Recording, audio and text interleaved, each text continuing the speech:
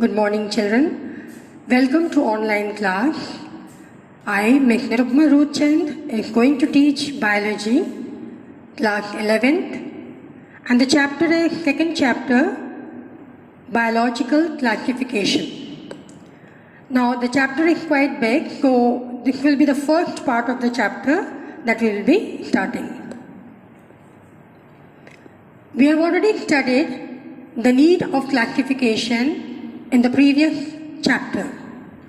Now, the first system of classification, which was proposed by Robert H. Whittaker, was the five-kingdom system of classification.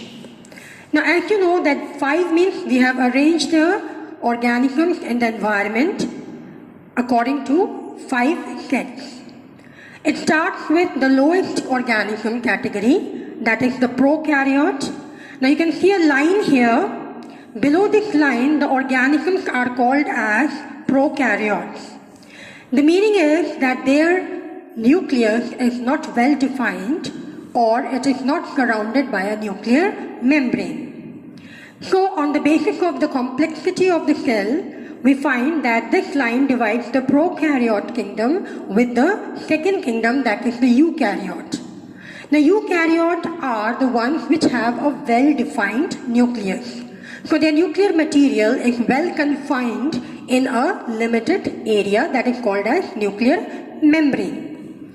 So we find here, as we move ahead above the eukaryote, we have the third category where we see three kingdoms at a same place. At the same place we find all the three kingdoms which are above the eukaryotes. Now what differentiates them from this is on the basis of the complexity of the organism. That is, the prokaryotes and the eukaryotes, they are single-celled organisms or unicellular, and above this line they all are multicellular. So I repeat, we have the prokaryotes having primitive nucleus, then we have the eukaryotes having well-defined nucleus but unicellular, and then above this we have the multicellular forms. Now all the multicellular organisms are categorized into three kingdoms. We have the plantae, which includes plant, animalia, which includes animals, and in between we have fungi. Now plantae kingdom includes all those organisms which can prepare their own food by the help of photosynthesis, as well as they are said to be as autotrophic in nature. That means they can prepare their own food with the help of sunlight. So they are not dependent on any other organism. Coming to the second category, Animalia kingdom, which includes all the animals. Now here we find that they are heterotrophic in nature. They cannot prepare their own food and they are dependent on the plants and other organisms for their food. So they are said to be consumers of the surrounding. Their mode of nutrition is not autotrophic, but they are always taking the food directly in a solid form, which we call it as ingestion. Coming to the fungi, it has been kept in between the two kingdoms because they are neither having the characteristic to prepare their food, nor they depend on other organisms, but they depend on dead or decaying matter. So we find them, they are heterotrophs and they take the food by the method of absorption. Now we will study one by one each kingdom, and today we are going to give a specific study on the kingdom Monera, the lowest organisms found. Now in the Monera kingdom we find bacteria, which are also known as the prokaryotes. Prokaryotes, as I already told you, pro means primitive, karyon means nucleus. So they have a primitive nucleus which is making these organisms named as prokaryotic. Coming to the second category, they are unicellular. Again, they are single-celled organisms. They have a nuclear material or a nuclear DNA genetic material which is not surrounded by a nuclear membrane. So that is called as a nucleoid. And then they lack all the membrane-less organelles called as mitochondria and endoplasmic reticulum, etc. Now we have the subkingdom. Subkingdom means within the kingdom of Monera, we have two categories, Archaebacteria and Eubacteria.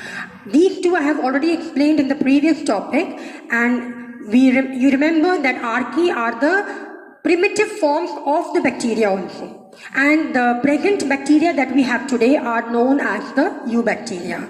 So they lack peptidoglycan, if you remember, and their cell wall is made up of peptidoglycan. Whereas archaebacteria, they contain a pigment that is called as bacteriorhodopsin, and eubacteria contains a pigment that is known as bacteriochlorophyll.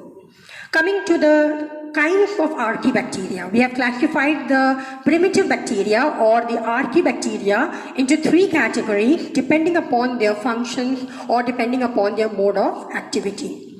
The first is methanogens. As the name says, methane. They are methane producers. They produce methane by carbon dioxide and acetic acid.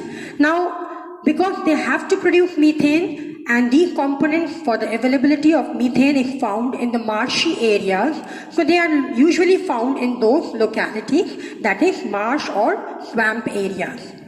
Coming to halophils. Halophils are those bacteria or archaebacteria which are dependent on high saline environment or rich amount of salt where it is there. So they are basically found in those areas which have high salt content.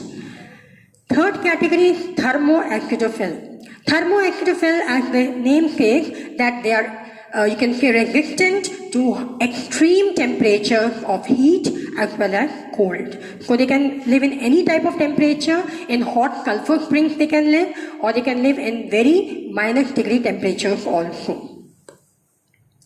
Now we come to the present day bacteria, that is eubacteria, and we are going to study the classification of bacteria on different bases. The first is on the basis of the shape. Now please try to understand their shapes are of four types mainly, which according to your syllabus. So we have rod-shaped bacteria, as you can see in the diagram. They are called as bacillus. Then we have spherical-shaped bacteria, which are called as coccus. Then we have spiral-shaped bacteria, which are called as spirillum, and we have comma, like you have a comma punctuation, so that is a comma-shaped bacteria, that is called as vibrio. So these are the four main shapes of bacteria on which it is being classified.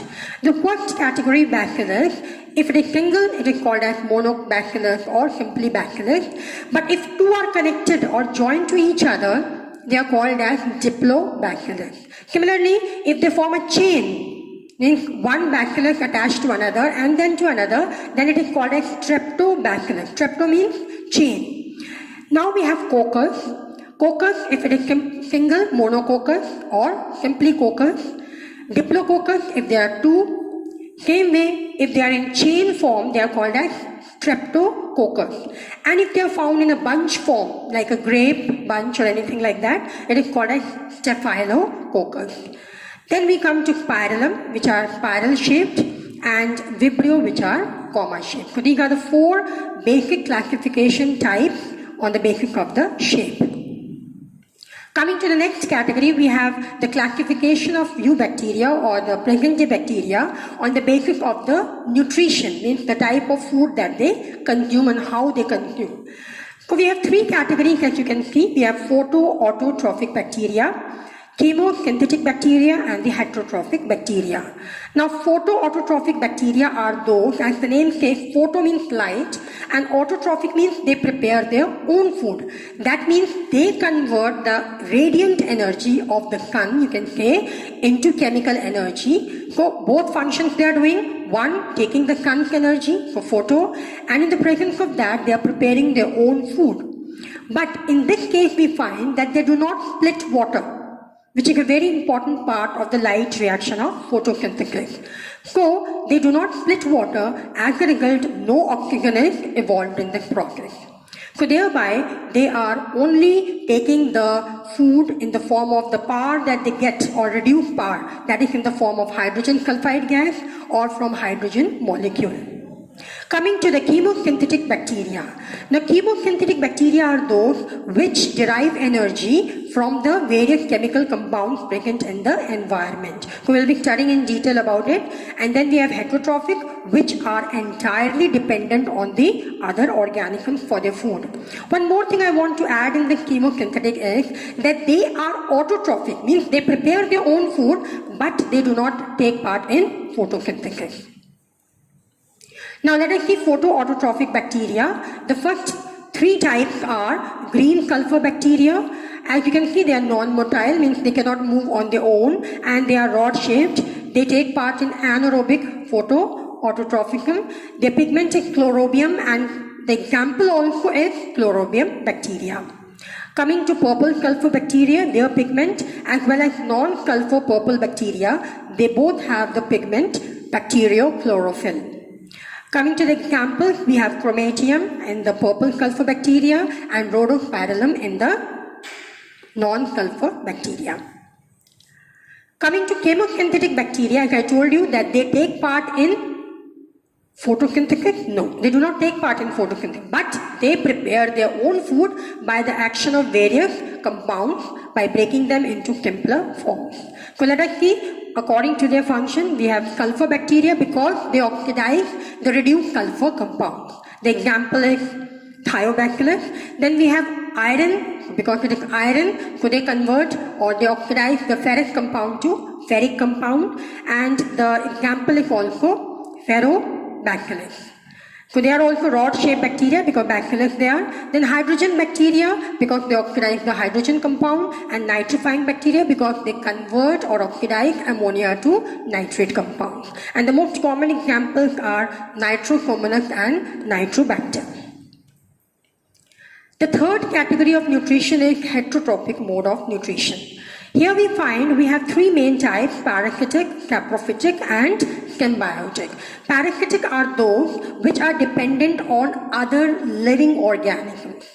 Saprophytic are those which are dependent on other dead and decaying organic matter. Like we have fungus also. Fungi is one of the kingdom which do the same thing, but here we are talking about bacteria following that mode of nutrition. Third category is symbiotic bacteria. Symbiotic bacteria are those which are in close proximity or association with those organisms which are capable and by which they help in capable of producing nitrogen. So they are in close association, like for example Rhizobium bacteria. It lives in the root nodules of legume plants and fixes nitrogen for the plant. Coming to the classification of bacteria on the basis of respiration. Now, as we know that our mode of respiration, we take in oxygen and we give out carbon dioxide. But in bacteria, we find that there are three categories. Very interesting is, one is strictly. Strictly means they have to do it. So strict or obligate. Obligate means there is no other way. They are strictly meant to take up the oxygen for various activities. Strict or obligate. Now, obligate, here we find anaerobes. Anaerobes means it is not necessary for them to take in oxygen. So, we have strict or obligate aerobes which take up oxygen and anaerobes which do not take up. Now, there are some forms of bacteria which are independent, you can say, of whether they want oxygen or they do not want to take oxygen. So, they are called as facultative bacteria. Now we have the different modes of reproduction. Classification is over now. So we come to the mode of reproduction in bacteria. There are major 4 forms, but in this we find the first one is the asexual mode of reproduction and the rest 3 are the sexual mode of reproduction. The first one, fission, we find, and it's a simple technique where we find a single bacterial cell having genetic material divides into 2 and forms 2 bacterial cells. So that is breaking up of the bacterial cell and forming 2 new bacterial cell or daughter cells. So this is simply called as the fission reaction. So here we find no involvement of the gametes are taking place and the same bacterial cell is producing 2 new daughter cells. Coming to sexual mode of reproduction, we find the conjugation. It was proposed by Lederberg and Tatum. These are the 2 scientists. Transduction was proposed by Zinder and Lederberg again, and transformation by Frederick Griffith. Now in the conjugation we find that two bacteria, they come closer to each other and they form a tube. So there is a physical contact between the two bacterial cells, and the genetic material from one bacterial cell moves on towards the other. So this becomes the donor and this becomes the recipient. Now here you have to only learn the definitions. You don't have to learn the cycle or their process. So just remember the definition, that it is the process of sexual reproduction in which the genetic material of one bacterial cell is transferred to the next bacterial cell, but including a physical contact. That is important. Now transduction, here also we find that there are two bacterial cells. So the transfer of genetic material from one bacterial cell to another bacterial cell takes place by the help of a bacteriophage. Now bacteriophage is a virus which takes the DNA from here, and then when it sits on another bacterial DNA, it transmits the genetic material into another one. So this way the characters are transmitted from one bacterial cell to another cell by way of a mediator that is called as bacteriophage or a virus. The last is the transformation. Here we find sometimes when the cell gets damaged, that time the naked or the free genetic material which is available enters into another bacterial cell, and this is how the transformation takes place. The next topic that we have is economic importance of bacteria. So we have almost come to the end of the topic, and that is the economic importance. How bacteria, we always hear that bacteria causes diseases and so many problems, but here we find that there are so many benefits of having bacteria in the environment. So let us see one by one. The first is in the sewage treatment. We see so much of garbage and waste in the surrounding. Now that can be purified or that can be cleaned by the use of bacteria. So the procedure is like this. We have first the primary treatment followed by the secondary treatment. In the primary treatment, what happens is they allow the complete sewage into a dump, and then they are dumped into a large vessel, and they are allowed to settle down either by filtration or by sedimentation process, and then all the solid part settles down. Now what is left behind is the liquid waste that is called as the effluent. Now effluent is then sent to the aeration tank. Aeration means where oxygen is provided to them, and this is the secondary procedure of treatment. In this, what they do is they allow the aerobic bacteria which use oxygen or which derive oxygen into this aeration tank, and they digest or they break down all the organic compounds from the organisms, and this increases the oxygen content of the liquid waste or the effluent. Now what happens? Slowly and gradually we find that once this process is over, all the waste which is in the solid part accumulates at the bottom, that is known as floc. So that is called as activated sludge or floc. Now the secondary treatment also involves anaerobic bacteria. After aerobic bacteria has completed their work, now anaerobic bacteria is added, which will decompose all the biodegradable materials. Biodegradable means which can be decomposed by the help of bacteria. So then we find here the last components that are derived from there, or the compounds, are the methane, as you can see here, and hydrogen sulfide gas, and also carbon dioxide. These are some of the useful components which are derived by the sewage treatment. So they are further used in so many other purposes. Then we have the second is the bacterial use in medicine. So you don't have to go in detail about it. So then, because many medicines are there for which we use the bacteria. Third is the bacteria in energy production. Energy means to provide fuel in the form of fuel or in the form of any other process. So we have first in gasohol. As the word gasohol, gaso means the word is derived from gasoline. Here gasoline is 90% and alcohol, the whole part of alcohol includes 10 parts. So 10%. So 90% and 10% of gasoline and alcohol combines to form gasoline. Now this component and biogas that is already obtained by the decomposition of the biodegradable cow dung and so on. So these are all under the action of bacterial decomposition. So here we find that this is used in energy production. Coming to the last category, we have bacteria in household product. You must have observed that in your house you get the formation of curd or yogurt we call. So these are actually formed by the fermentation of lactobacillus bacteria. The cheese that you eat, and most of us like a lot, that is prepared by fermentation of another type of bacteria that is called as Streptococcus. So that's all about the importance of the bacteria. I hope, children, you have enjoyed the session, and in the coming chapters, coming topics, we will be taking up the next part of the chapter. Thank you and have a nice day.